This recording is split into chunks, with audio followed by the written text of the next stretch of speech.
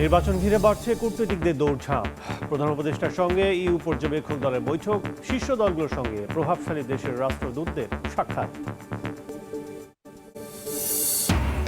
মিয়ানমারের তোতাদিয়া দখলে মরিয়া আরাকান আর্মি ও রোহিঙ্গা বিদ্রোহী গোষ্ঠী, ইয়াবা পাচার ও চোরাচালান নিয়ন্ত্রণে নিতেই সংঘাত, আতঙ্কে সীমান্তের বাসিন্দারা। কৌশলে নেওয়া হতো বিকাশ নম্বর, হ্যাক করে হাতিয়ে নিত লাখ লাখ টাকা। র্যাবের জালে বিশ্ববিদ্যালয়ে পড়ুয়া ৩ বন্ধু, শতাধিক এনআইডি ও ৫০টির বেশি মোবাইল ফোন উদ্ধার। ব্যাংকে বাড়ছে আমানত, বিনিয়োগের জায়গা না থাকায় বেশি সুদে আকৃষ্ট হচ্ছে মানুষ। অলস তারল্যের ফাঁদে পড়তে যাচ্ছে ব্যাংক খাত, শঙ্কা বিশ্লেষকদের। এবং যুদ্ধের জন্য প্রস্তুত ইরান, হুঁশিয়ারি পররাষ্ট্রমন্ত্রীর। বিক্ষোভে প্রাণহানির ৬৫০। তেহরানের সঙ্গে বাণিজ্য করলে ২৫% শুল্ক আরোপের ঘোষণা ট্রাম্পের।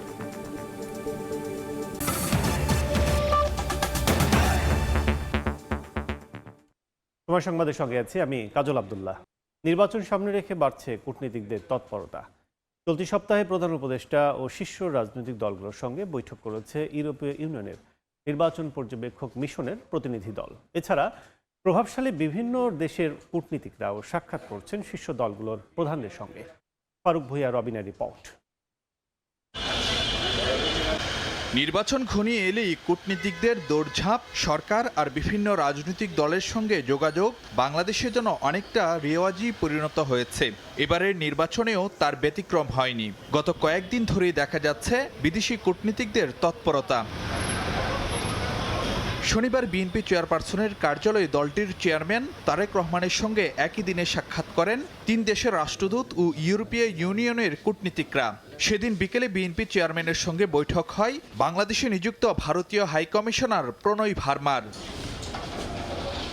একই দিন তারেক রহমানের সঙ্গে আলাদাভাবে সৌজন্য সাক্ষাৎ করেন ইউরোপীয় ইউনিয়নের নির্বাচন পর্যবেক্ষণ মিশনের প্রধান পর্যবেক্ষক ও ইউরোপীয় পার্লামেন্টের সদস্য ইভার্স আইজাবস, তুরস্কের রাষ্ট্রদূত রামিজ সেন এবং মিশরের রাষ্ট্রদূত ওমর ফাহমি। এর আগের দিন শুক্রবার তারেক রহমানের সঙ্গে দেখা করেন পাকিস্তানের হাইকমিশনার ইমরান হায়দার। এদিন আলাদাভাবে সাক্ষাৎ করেন জার্মান রাষ্ট্রদূত এবং অস্ট্রেলিয়ান হাইকমিশনারও। এর আগে বুধবার বিএনপি প্রধানের সঙ্গে সৌজন্য সাক্ষাতে গুলশান কার্যালয়ে যান বাংলাদেশে নিযুক্ত চীনের রাষ্ট্রদূত। তার আগের দিন গত মঙ্গলবার সন্ধ্যায় ইউরোপীয় ইউনিয়নের প্রতিনিধি দল সাক্ষাৎ করেন তারেক রহমানের সঙ্গে। সাম্প্রতিক সময়ে জামায়াতের আমির ডাক্তার শফিকুর রহমানের সঙ্গেও বৈঠক করেছেন বেশ কয়েকজন কূটনীতিক। সোমবার তার সঙ্গে আলাদাভাবে সাক্ষাৎ করেন ইউরোপীয় ইউনিয়নের নির্বাচন পর্যবেক্ষণ মিশনের প্রধান পর্যবেক্ষক ইভার্স আইজাবস এবং বাংলাদেশে নিযুক্ত চীনের রাষ্ট্রদূত ইয়াওয়েন। এর আগে বুধবার জামায়াত আমিরের সঙ্গে সাক্ষাৎ করেন ইউরোপীয় ইউনিয়নের প্রতিনিধি দল। এনসিপির শীর্ষ নেতাদের সঙ্গেও বৈঠক হচ্ছে কূটনীতিকদের। শনিবার রাজধানীর একটি হোটেলে ইইউ নির্বাচন পর্যবেক্ষণ মিশনের প্রধান পর্যবেক্ষক ইভার্স আইজাবসের নেতৃত্বাধীন প্রতিনিধি দলের সঙ্গে বৈঠক হয় এনসিপি আহ্বায়ক নাহিদ ইসলাম সহ দলটির নেতাদের। এছাড়া রোববার প্রধান উপদেষ্টার সঙ্গেও বৈঠক করে ইউরোপীয় ইউনিয়নের নির্বাচন পর্যবেক্ষণ মিশনের প্রধান পর্যবেক্ষকের নেতৃত্বে প্রতিনিধি দল। ফারুক ভূঁইয়া, রবিন, সময় সংবাদ, ঢাকা। আসন্ন জাতীয় সংসদ নির্বাচনে রংপুর বিভাগে ৩৩ আসনে ২১৯ প্রার্থীর মধ্যে মাত্র ৬ জন নারী প্রার্থী। বিএনপি, জামাত, ইসলামী আন্দোলনের মতো বড় রাজনৈতিক দলগুলো কোনো নারী প্রার্থী দেয়নি। তবে জাতীয় পার্টি সহ ছোট ছোট কয়েকটি দল প্রার্থী দিয়েছে মাত্র ৬টি আসনে। অধিকার কর্মীরা বলছেন, রাজনৈতিক দলগুলো নারীর ক্ষমতায়নের কথা বললেও দলের ভেতরেই এর চর্চা নেই, যা ফুটে উঠেছে দলীয় প্রার্থী নির্বাচনের মধ্য দিয়ে। শাকিল মাহমুদের ছবিতে নাজবুল ইসলাম নিশাতের রিপোর্ট।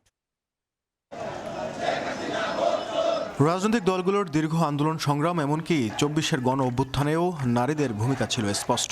রাজনীতির নানা চড়াই উতরাইয়ে নারীরা পুরুষদের সঙ্গে কাঁধে কাঁধ মিলিয়ে গুরুত্বপূর্ণ ভূমিকা রাখলেও সংসদ নির্বাচনে দলগুলোর পছন্দের তালিকায় নেই নারী নেতৃত্ব।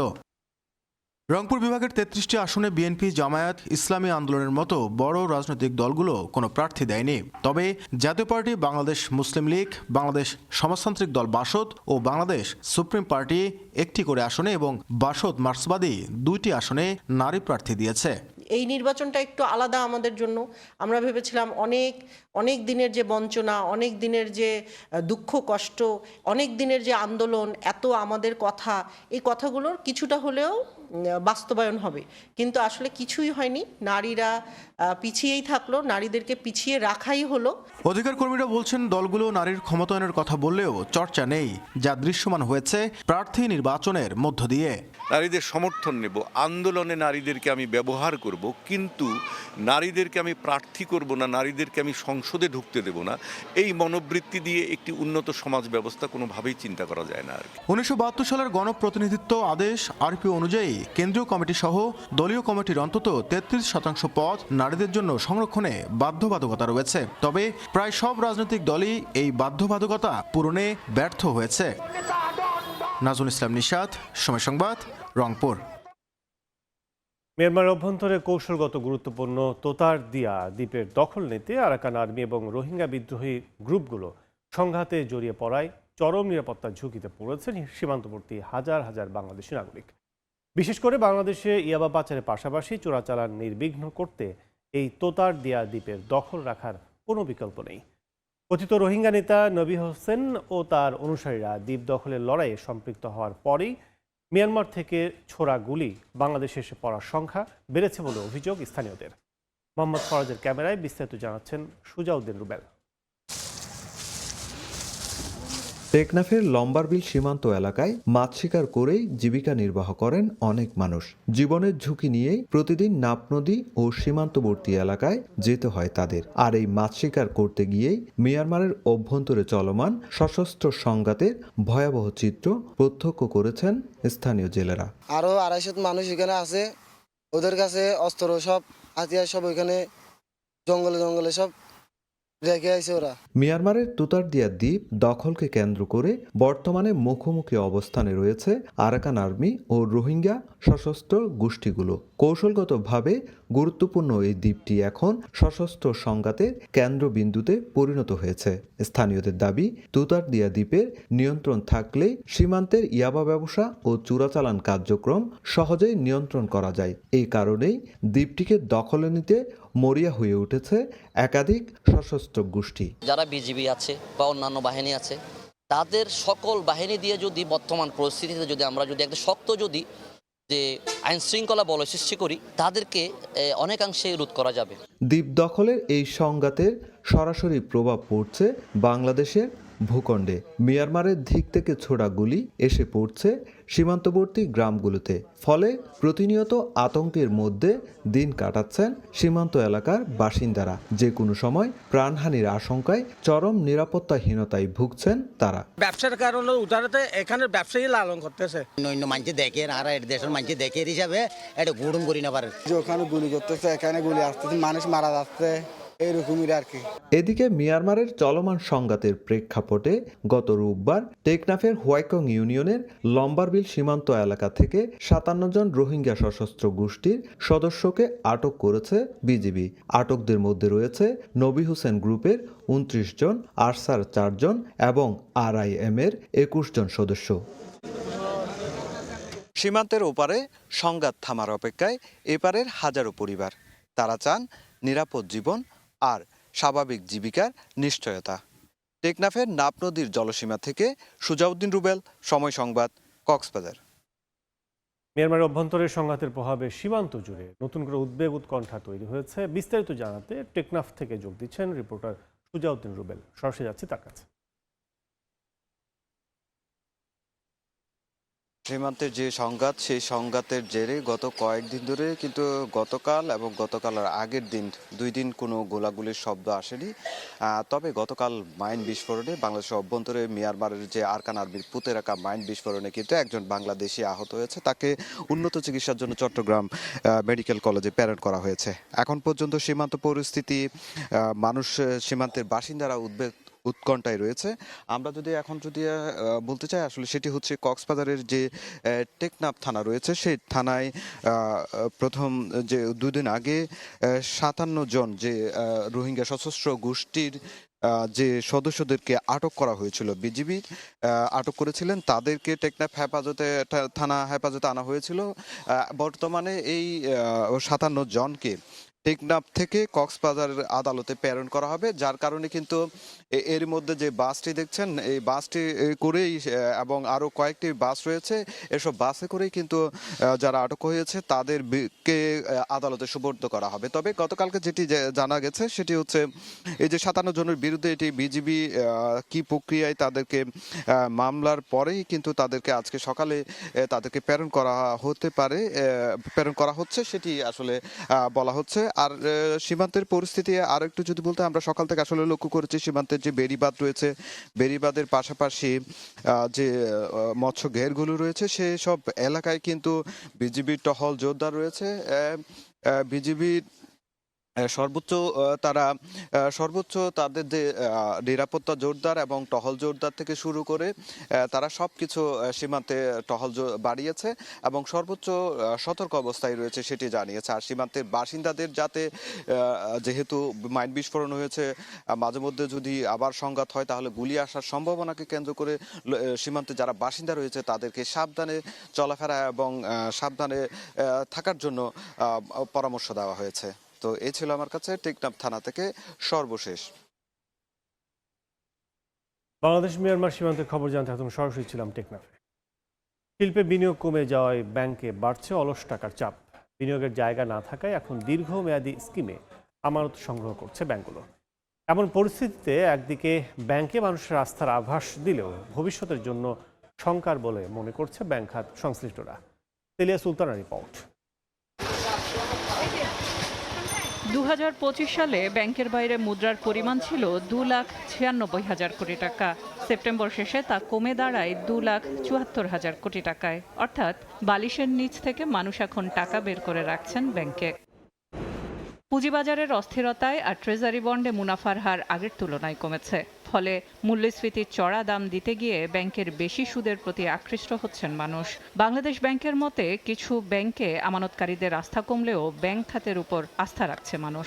বিগত কোয়ার্টারের সাথে পরবর্তী কোয়ার্টার কম্পেয়ার করে ব্যাংকের ডিপোজিটের পরিমাণ 10% গ্রোথ দেখা গিয়েছে।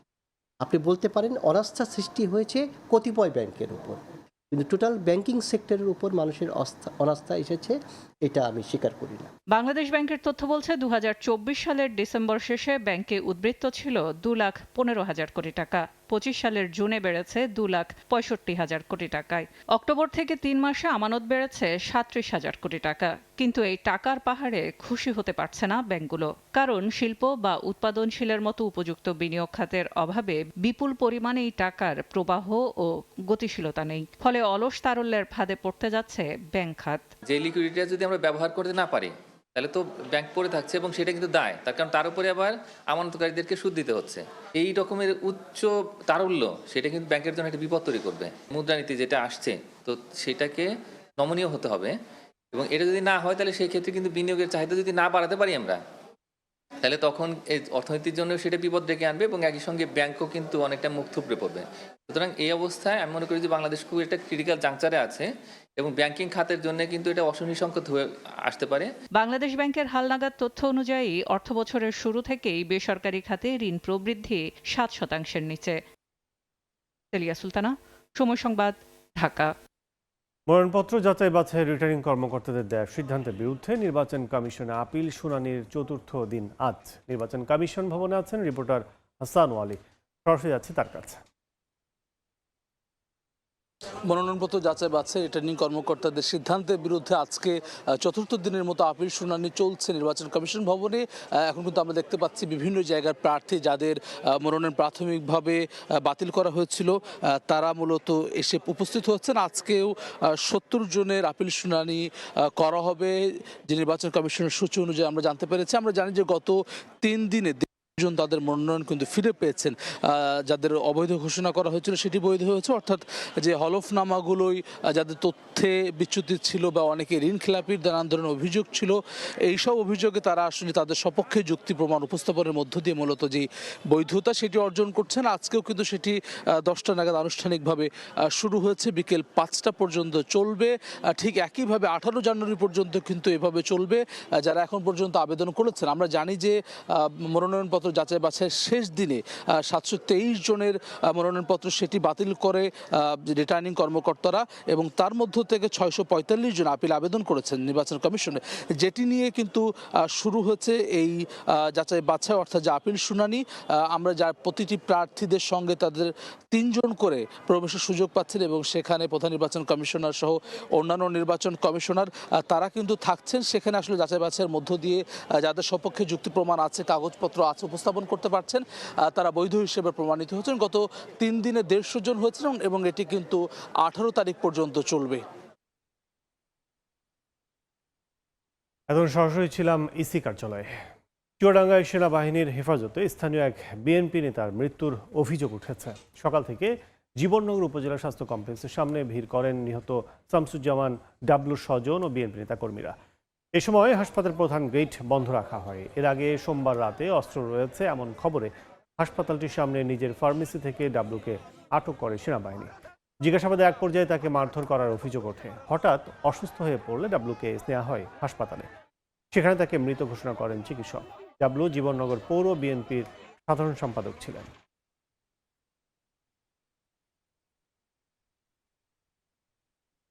তামিমকে নিয়ে বিসিবির 2 পরিচালকের মন্তব্যের কড়া সমালোচনা করলেন খালেদ মাহমুদ সুজন। তাদের বক্তব্যকে লজ্জাজনক বলে আখ্যা দিলেন সাবেক বোর্ড পরিচালক। প্রশ্ন তুলেছেন তাদের ক্রিকেট জ্ঞান নিয়েও। একজন সাবেক অধিনায়ককে প্রাপ্য সম্মান দিতে বললেন সুজন। ক্রিকেট নিয়ে যে কোনো মন্তব্য করার আগে আরও সতর্ক হওয়া উচিত বলেও মনে করেন তিনি। সিলেট থেকে সাজিদ মোস্তাহিদের রিপোর্ট। অসভ্য লোকরাই বলবে এরকম কথা। উনি একটা অসভ্য বলে আমার মনে হয়। অসভ্য না হলে উনি এরকম কথা বলতে পারেন। সুজন নিজেও জাতীয় দলের সাবেক অধিনায়ক। দেশের হয়ে প্রায় 400 আন্তর্জাতিক ম্যাচ ও 15,000 রান করা তামিমকে নিয়ে বোর্ড পরিচালক নাজমুল ইসলামের মন্তব্যটা ভালোভাবে নেননি সাবেক বোর্ড পরিচালক। সামাজিক মাধ্যমে তামিমকে দালাল বলা নাজমুলের ক্রিকেট জ্ঞান নিয়েও সন্দেহ আছে সুজনের। সেরকম একজন খেলোয়াড়কে নিয়ে মন্তব্য করার আগে যিনি মন্তব্য করলেন তার নিজের স্ট্যাটাসটা কি, তিনি নিজে এসে মন্তব্য করতে পারেন কিনা, এটা একটা বড় ব্যাপার। ক্রিকেট সম্বন্ধে জ্ঞান ধারণাই কম আসলে। এবং এরকম লোকরা যদি ক্রিকেট বোর্ডে থাকেন তো ক্রিকেটের তো উন্নয়ন আমি দেখি না যে কোনোভাবে উন্নয়ন করা যাবে, ঠিক না? আপনি যত বড় মানুষই হন, যা হন, আপনি যদি ক্রিকেটাররা হচ্ছে বাংলাদেশের মেন স্টেক হোল্ডার্স, তাদেরকে যদি আমরা সম্মান না দিই তাহলে আপনি কিভাবে সম্মানিত হবেন? হ্যাঁ, ক্রিকেট বোর্ডের পরিচালক নির্বাচিত হওয়ার পর থেকে আলোচনার কেন্দ্রে আসিফ আকবর একের পর এক বেফাস মন্তব্য করে এসেছেন শিরোনামে। প্রথমে ফুটবল, এরপর তামিম ইকবাল। আসিফ আকবরকে এবার এক হাত নিলেন Sujan. Basically is very smart. উনি নিজেকে অনেক বড় কিছু মনে করেন। আসলে উনি এত বড় কিছু না, উনি যেভাবে নিজেকে মনে করেন। হ্যাঁ, দেশের ওনার প্রতি সম্মান আমাদের সবার আছে, কিন্তু যেভাবে উনি করছেন তাতে মনে হয় আমাদের সম্মান করাই থাকবে আসলে ওনার প্রতি। তা আমার মনে হয় যে ওনাকেও চিন্তা করা উচিত। তামিম ইকবাল দুইটা নাই বাংলাদেশ ক্রিকেটে। এক হাত ভাঙা নিয়েও তামিম ব্যাট করেছে, সেই ম্যাচ আমরা জিতেছিও। তো এইসব জিনিসের তো এই জিনিসগুলো তো তার ফিলিংস হবে না। ইন্টারন্যাশনাল ক্রিকেট আর দেশে গান গাওয়ার মধ্যে অনেক ডিফারেন্স আছে।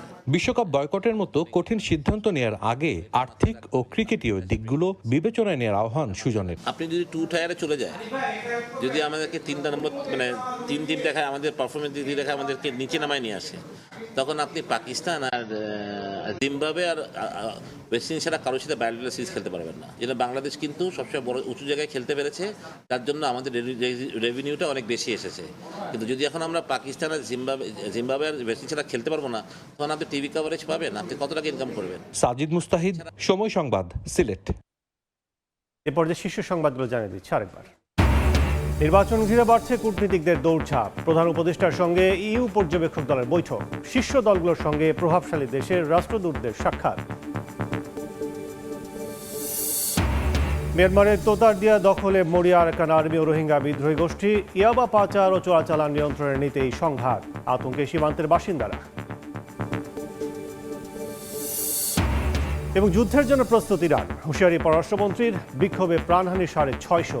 তেহরানের সঙ্গে বাণিজ্য করলে 25% শুল্ক আরোপের ঘোষণা ট্রাম্পের।